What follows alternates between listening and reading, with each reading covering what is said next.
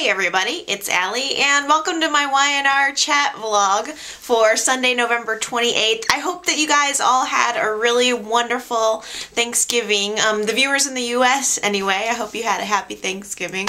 I always enjoy the YNR holiday episodes. Do you? I always think it's kind of fun and a little bit more relaxed, and it's really nice to see everyone coming together, you know, especially from different storylines, like characters interacting that wouldn't normally be interacting, you know?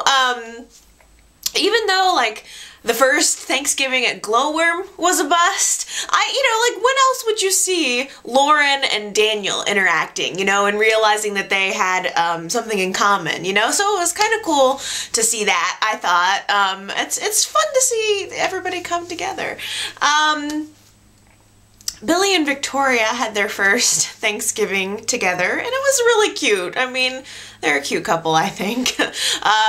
Billy had mixed those sweet potatoes beyond recognition. I mean, he was battering them to death. I just kept thinking, stop stirring! I don't know about you guys, but I like my sweet potatoes to be sliced, not mashed, and I want, like, marshmallows and brown sugar in them. Is it just me? That's how I like them. My favorite gathering was at Catherine's, of course, at the Chancellor Mansion for Thanksgiving, and I totally cried at Mrs. C's Thanksgiving speech. She was talking about reaching out to other people and helping them and showing them that you care. It was a very emotional moment, and I totally wept. And it was very cool, though, to see Catherine putting that philosophy into action, because she invited Jill to dinner, and it was a really cool moment because Jill was getting ready to leave the house to go have dinner with Lily and Kane, and Kay saw her walking out the door, you know, and Jill just obviously feels out of place at that house now. I mean, her relationship to Catherine has changed. I mean, they still bicker as much as ever, but, you know, there is something that's changed between the two of them, and Kay just looked at her and she said, stay. It wouldn't be the same without you. You know, you're still family, and I thought that was a really nice moment between those two. And 100 points go to Kay for calling Kevin out about his feelings for Chloe. That was a really interesting little moment that was just brief but very significant. Kevin was getting all jealous about Chloe being interested in having feelings for Ronan, and it was so obvious, you know, like, Kevin, come on, he was getting really uptight about it. It was quite clear that that's what it was, you know, it was jealousy, and Catherine just walked up to him and said, come on, Kevin, you're falling for her. You know, it's shocking that you haven't figured this out yet. I mean, they're living together, I mean, things are happening. And then later, when Chloe and Kevin showed up at Glowworm, you notice that it was Kevin who was carrying Delia in his arms when they arrived, and, you know, and now he's suddenly all interested in being a father to Daisy's baby. I mean, all of the puzzle pieces are kind of fitting together here. Come on, I think Kay is right. Kevin is falling in love. So Blake managed to crash the Winters family Thanksgiving. I don't know about you guys, but I think Kane should just kill Blake. It's the only way out, you know? Make it look like an accident, like, oops, Blake just accidentally fell out of the 21st floor of the window of Tucker's office building, you know? I mean, whoops. That would be the perfect way to do it. Just make it look like an accident and then Blake goes away. I guess that wouldn't make the other guys go away, but still, I just want him to die. I hate this sword of Damocles that is hanging over Kane's head. But luckily, Malcolm and Neil are on to Blake. You know, Malcolm sort of picked up on the creepy vibe that Blake was putting out, and Neil mentioned that they're doing a background check on the guys. I don't know how much longer they're going to be able to pull this little scheme off, but hopefully Neil and Malcolm combined will be able to help protect Lily from this dangerous situation that Kane has gotten her into yet again. You know, I'm ready to bring this whole Malcolm, Sophia, Neil storyline to the forefront of the show. It's like, let's stop beating around the bush. You know, we should start building this love triangle sooner or later. I mean, Sophia actually grew on me a little bit this week when she got her bracelet stuck in Neil's sweater. It was a cute moment. You know, she kind of had this little girlish look on her face, you know, where she's, you know, they've built her up as this strong businesswoman, and she's always in control with Malcolm. She's obviously the dominant one. And there was this little moment, you know, when she got her bracelet stuck on Neil's sweater, that she looked girlish. You know, she looked just very sweet and kind of sheepish. And there was something about that that just sort of endeared me to her a little bit more. But overall, it kills me how very little effort and time Y&R seems to be putting into this storyline. And, like, in order for us to care, to actually care about whether or not Neil and Sophia hook up, they have to, you know, put some effort into it. They're obviously building towards this triangle, so why not put the time into it? We need to see Malcolm and Sophia together. We need to get a better sense of their relationship. We never see anything about their relationship. Like, last we heard they were buying a house together, and then that completely disappeared. I mean, we haven't even heard anything else about that. Did they end up buying the house? I have no idea. Did they get the condo? I have no clue. You know, how can I care about their relationship and whether or not it's a betrayal between Neil and Malcolm if I don't even understand what the nature is of Malcolm and Sophia's relationship? And we need more than a few fumbly moments between Sophia and Neil to, you know, to make us want it. You know, we need more between them in order to make it naughty, you know? Like, that's the element that makes us want it, is if it's a little bit naughty. Because basically it's almost the exact same storyline as the Nick, Sharon, Adam triangle. It's the exact same formula, but without all of the spice, you know? So come on, Y&R, give it to us, make us want it. Okay, there was some really annoying construction happening in the vicinity of my camera, and so I had to change locations. Don't these people know that I'm talking about Y&R today? What could be more important than that, I ask you? So I'm gonna continue in here for now. I was really glad to see a glimmer of almost reconciliation between Abby and Victor this week.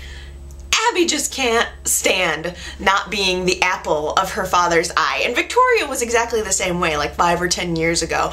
But so she goes to Victor and she tries to make up, and it was just a wonderful moment between the two. Like, I just felt like, maybe for once everything will work out, and we're actually making some progress in this direction. And even though Victor can be a colossal jerk, I do believe that he still loves his family. You know, I believe that he loves his daughters, and I hate seeing the Newman family fractured, you know? I mean, it's worse than ever. I mean, there was no Newman Thanksgiving this year. There was no love anywhere around Victor, and a lot of that is his fault, of course, but it was really hard to see all of the progress that Abby and Victor made during their conversation completely ruined in one swoop when Abby found out that Victor had collapsed the Newman Fund, and that hurt her uncle. As much as Abby loves her uncle, I feel like what happened between Victor and Jack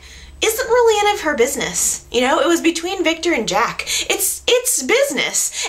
And big surprise, Victor double-crossed Jack. You know, I mean, who would have seen that coming? Honestly, Jack would have done the exact same thing if he would have thought of it first, but he didn't, so he was the one that took the fall. And in a way, it was kind of foolish of Jack to think that he could partner up with Victor and not get screwed.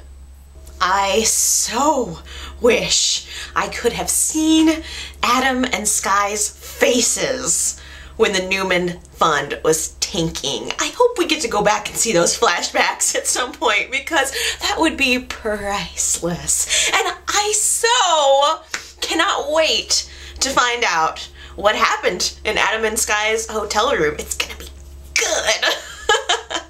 I'm not convinced that Skye is dead. It feels like that would be too obvious, you know? I mean, how much blood are we talking was in the room is what I would like to know. I mean, could Skye have cut herself shaving?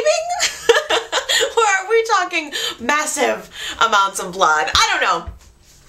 I have a feeling that they probably did argue. I would not be surprised if things got violent. I wouldn't be surprised if Skye got violent. I mean, she could throw a temper tantrum, so I wouldn't be surprised if there was definitely, I mean, clearly a struggle in the room. Clearly there was a struggle in the room, but I kind of wonder if they just parted ways. I'm having a hard time believing that Adam just murdered her. I mean, mostly because it was so built up. For so many months, we've been hearing him say, "I'll kill you," and so it's just too obvious that he would have. But I guess the good part, the awesome part, is that it's all leading up to these gonna be awesome on-location scenes in New Orleans that we're gonna get next week, which is gonna be really fun. I'm excited. And Sharon's staying in a haunted hotel. I'm really, really jazzed about that. I love on-location shoots, and New Orleans is such a neat town, so it'll be something different. It'll be something fun to watch, and I really can't wait.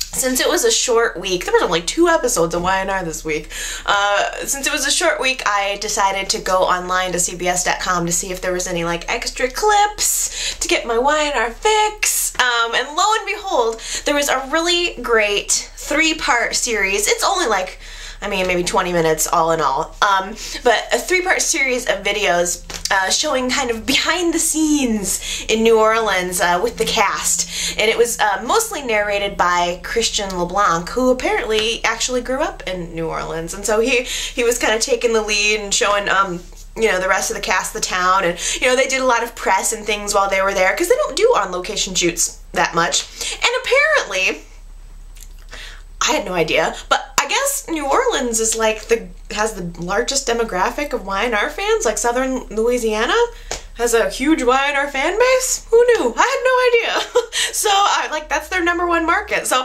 they were doing a lot of press and behind the scenes stuff. You gotta watch these videos. They're really good, especially since, you know, it's a short week. So I'm gonna post the link to the 3 parts of the videos in the description of my video. So if after you're done watching this, if you want to go see some behind the scenes in New Orleans stuff, you totally should. It's definitely worth the watch. Yeah, so next week is going to be a really exciting week, and I'm looking forward to it. This is the November sweeps. Yeah. It'll be fun. I hope that you guys enjoyed my vlog today, and that you're enjoying the show and looking forward as much as I am to the New Orleans scenes and the rest of the show. It's a good time on YNR. Leave me a comment. Can't wait to talk to you guys about the show.